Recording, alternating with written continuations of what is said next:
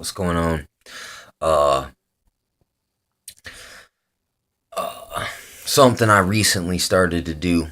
It's called it's called prayer walking. It's just like basically, I realized this, man. When you sit there, it's like when there's a part where Jesus says to the disciples, he's like, "Hey, will you pray with me while I go do my thing?" And he keeps coming back and finding these guys sleeping. You know what? If you sit still, it's easy to fall asleep. But I realized this: while you are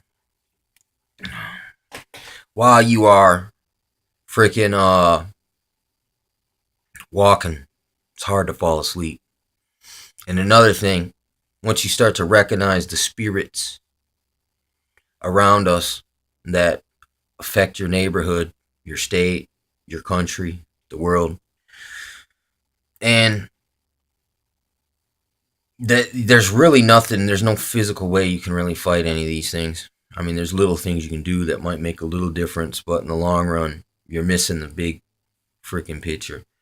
Uh, but I've noticed, man, it's like I've been walking, so I didn't start doing this right away. It just kind of popped up on me, and so I went on my prayer walk, and you know what I'm saying? Someone asked me to pray for them. They said they had a problem, so in the middle of my prayer walk, I busted out the prayer that God grant them what they are seeking. You know, give them a dream and a vision. And they told me they seen a lightning octopus. I don't know what that means or uh, how that's relevant. But the terrestrial spirits, I've been delving into that. The local principalities, the powers and principalities, wickedness in high places, heavenly rulers, spiritual entities, basically forces. And it's like, so I'm guessing that this is probably a spirit, but or maybe I'm wrong on that so far. You know what I'm saying? Because it's just like, look, I'll tell you another story about this, man. My buddy, one night when we were talking, this is the same dude. He before he left town, man, he split his sackcloth with me. Uh, and one day he called me and he says, Chris, pray tonight that God will reveal your identity. So I did. That night I did get a dream. And it was a dream that my face was black and my eyes were really glowing. And I was telling people about the dream and they're like, "Oh, that must mean you're evil and you have no soul." Things like that. Everyone automatically assumes like something really bad. So, so I was kind of feeling weird about it. You know what I'm saying? About a week later, I read Jeremiah, and there's a part where he says, "I am black," with basically like I take it as he was in such great pain that it or such intense, man, what's the word, despair, or he was going through great internal pains, because it's because he knew things that was going to happen and no one would believe him. He knew that no one would believe him before he ever told him, but he had to tell him anyway. You know what I'm saying? And it was funny that I got it's like it's just weird that I'm not saying I'm Jeremiah now, but I had the unction to read that book again, and a lot of things jumped out at me. That was one of them. Uh, I just read Jonah not too long ago, and it said like, look, hey, Nineveh was destined for destruction, but every but they repented and sat in sackcloth and ashes, and God didn't destroy them. So I mean, look, that's that's what I get out of it. Is like, look, even if everything is totally batshit crazy and just backwards and messed up, if people stop, pump the brakes, and do what's right, God is faithful to turn back the full wrath. You know what I'm saying? The destruction type wrath. And you know what I'm saying? And it's like I've been on a long journey of this, man. And it's like slowly, little by little, everything that I need is just it just like seems to materialize. Like I happen to be walking by somewhere and there'll be shit in the garbage and it'll be like something nice that I can use for something. It'll just show up. You know what I'm saying? It's like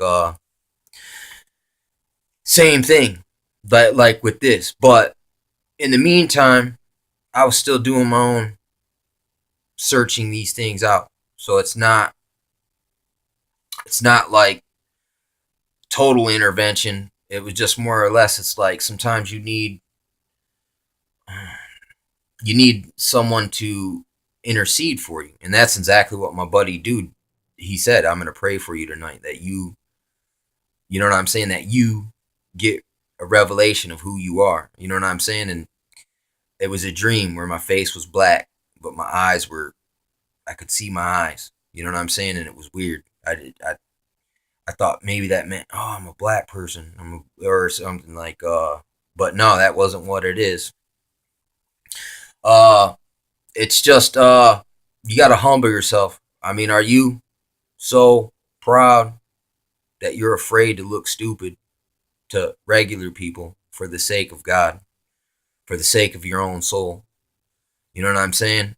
Same thing with me looking crazy, walking around everywhere, praying in secret. You know what I'm saying? And getting uh, uh, first person vantage point of things. So I'll be walking around if it's near for high crime, high drugs. I pray against the sorcery spirits. I pray against the spirit of oppression and poverty, uh, and violence. You know what I'm saying? When you see a nice natural place that's got a good energy to it, ask God to heal it and restore it to a better when it was better when it wasn't. You know what I'm saying? Things like that.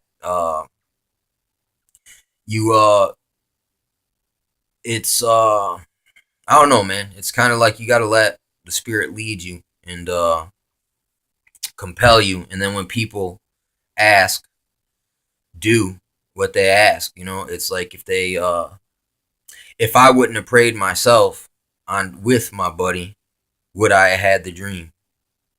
You know what I'm saying? That showed me. Uh, just like last night, would they have got the dream if I wouldn't have prayed for it myself? So it's like there's an interaction here, man. Where I mean, we should all be doing this. That claims to be trying to be a follower of Christ. You know what I'm saying? This should be standard operation procedure for us, but you know what I'm saying? For some reason, it's always point to the mountain, strike the grindstone with the mainstream churchianity and all that. They're always trying to point over here, keep you focused on that, while they're over here. You know what I'm saying? Doing something else because they know somewhere deep down inside that, like, wait a second, man. They don't want you to rip the mask off.